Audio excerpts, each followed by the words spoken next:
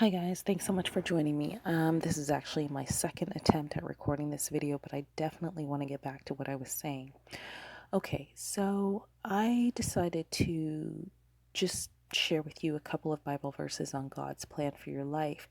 And what inspired me to do this is I went through what people are calling a journey just recently. I'm not going to talk too much about that right now. And it came to a point where I had to ask myself, why is this a struggle? Why does this hurt? Why is this a struggle? And it wasn't easy because it was going on for a very long time. And I know you're saying, what is this it? You're not even making sense. Okay, well, my life wasn't going the way that I wanted it to. I wasn't happy. And it took a long time for me to admit that maybe I didn't have all the answers, because I was so sure that I was doing what I was supposed to be doing, but then it wasn't making me happy. And so I had to admit that to myself, like, why is the thing that I think I'm supposed to be doing not making me happy? And so I had to take a step back, ask myself that question. And then the second thing that I did was I said, okay, what do I think I'm supposed to be doing? And to go even deeper, I asked myself, what is God trying to tell me here? And it was just the same thing consistently over and over and over. God was redirecting me to do a particular thing and to not do a particular thing. And how I figured that out was the thing that I thought I should be doing kept on not bringing me the results I wanted. In other words, the thing that I thought I was supposed to be doing kept making me unhappy, and the thing that God wanted me to do, whenever I would do it, I would find peace. And I share this with you because I'm hoping that it will help somebody out there, because there's no way that I'm the only one that's gone through something like that. And yes, so right now at this point in my life, I am choosing the thing that I know God wants me to do. Okay, let me get into these Bible scriptures. I hope that little rant helps somebody. Let me see here. I don't want to take too long. Okay, so let's look at these Bible verses together.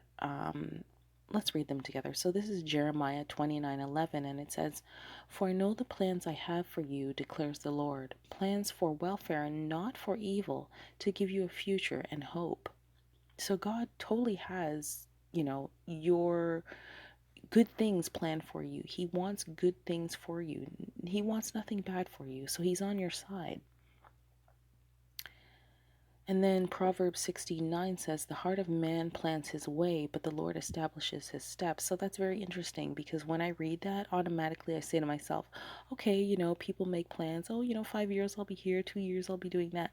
And then it says, but the Lord establishes his steps. So that's very interesting to me, because in my mind, I'm creating a picture of a person planning, and then God establishing the steps, and then the struggle between the two plans of what the man wants and what God wants. But that can also be taken as the heart of man plans his way. You can make a plan and God can establish the steps for you, meaning you don't have to worry about your steps. God will take care of it for you. So it just depends which way you're looking at it. And then Proverbs 19:21 says, "Many are the plans in the mind of a man, but it is the purpose of the Lord that will stand." Now, this is the real reason why I gave that big spiel in the beginning. Many are the plans in the mind of man, but it is the purpose of the Lord that will stand. So it doesn't even matter what you want. What you want, it is what God wants that will stand. And I'm just going to say something else here that's going to be slightly controversial.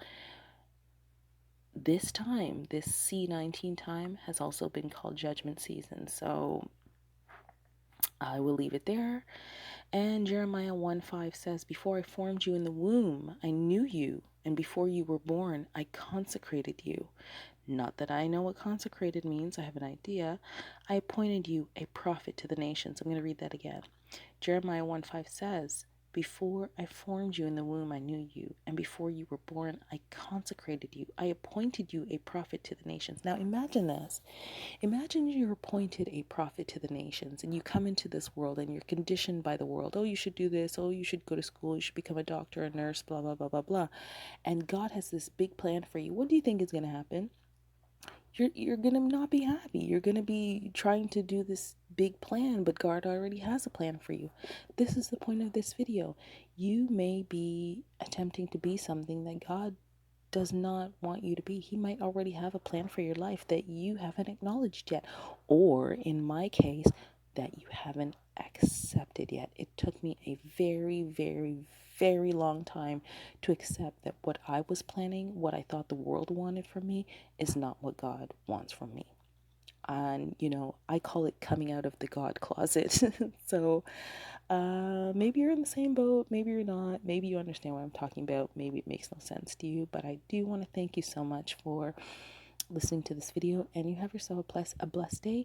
Please do comment and give me a thumbs up if you like this video. Do check out my other videos. This channel is new, so I do appreciate any of your input. Thank you so much. Bye for now.